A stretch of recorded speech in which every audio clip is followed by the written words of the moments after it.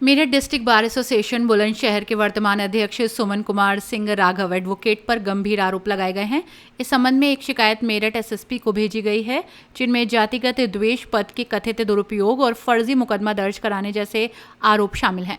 शिकायतकर्ता का आरोप है कि उनके भाई पवन कुमार निम एडवोकेट, जो पूर्व में डिस्ट्रिक्ट बार एसोसिएशन के महासचिव रह चुके हैं, उनके खिलाफ बार काउंसिल से जुड़े विवादों की रंजिश के चलते झूठा मुकदमा दर्ज कराया गया और उन्हें जेल भेजा गया। शिकायत में कचहरी परिसर में चैम्बर को लेकर हुए विवाद का भी उल्लेख किया गया है। आरोप है कि चैम्बर का ताला तोड़ा गया, नाम मिटाया गया और कब्जे को लेकर तनाव पैदा हुआ। इस दौरान मारपीट और फायरिंग की घटना होने का दावा भी किया जा रहा है, जबकि शिकायतकर्ता पक्ष का कहना है कि बाद में मामले को गलत तरीके से पेश किया गया। आरोप ये भी लगाया जा रहा है कि एक व्यक्ति को पैर में गोली लगने की घटना को लेकर फर्जी कहानी बनाई गई, जबकि मौके पर ना तो खून के स्पष्ट निशान मिले और ना ही खाली कारतूस बरामद हुए।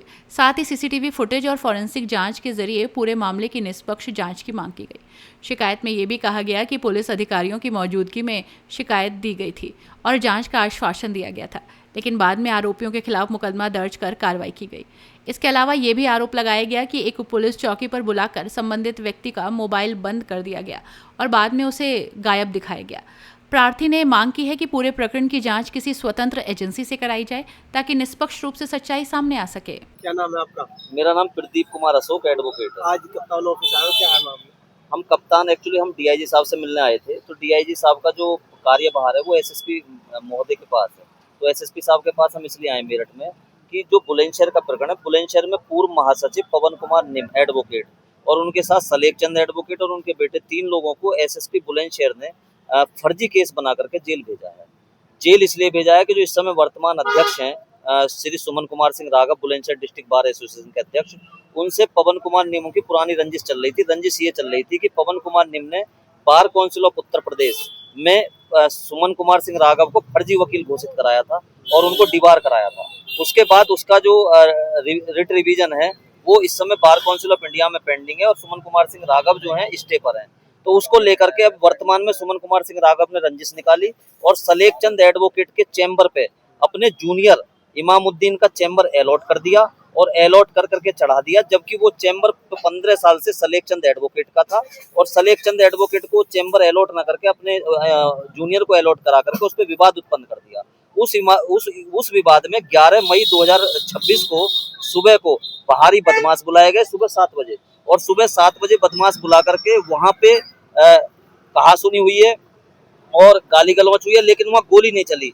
और पवन कुमार निम, सलेख चंद एडवोकेट और जो जेल भेजे गए वकील हैं वो 9 बजे तक कोतवाली नगर में रहे हैं।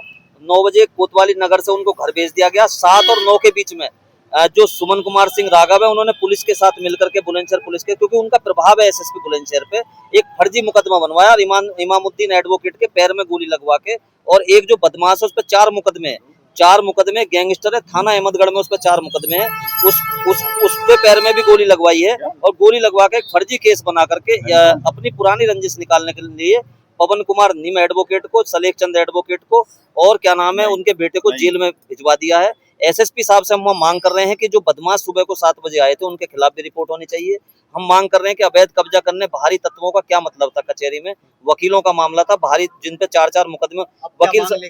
अब हम केवल ये मांग लेकर के आए हैं कि जो केस फर्जी लगाया गया है उसमें यहाँ स्तर से निष्पक्ष जांच होनी चाहिए और वो खत्म होना चाहिए। जो बदमाश वह चैम्बरों पे कब्जा करने आए थे, जिन्होंने वास्तविक रूप से आश्वासन ये मिला है, क्योंकि एसएसपी साहब निकल गए थे, उन्होंने कहा है कि हम ये घटना पूरी की पूरी हम डीआईजी साहब के सामने रखेंगे और एसएसपी साहब के सामने रखेंगे। रॉयल बुलेटिन पर आप देख रहे हैं हर खबर सबसे पहले, सबसे सटीक।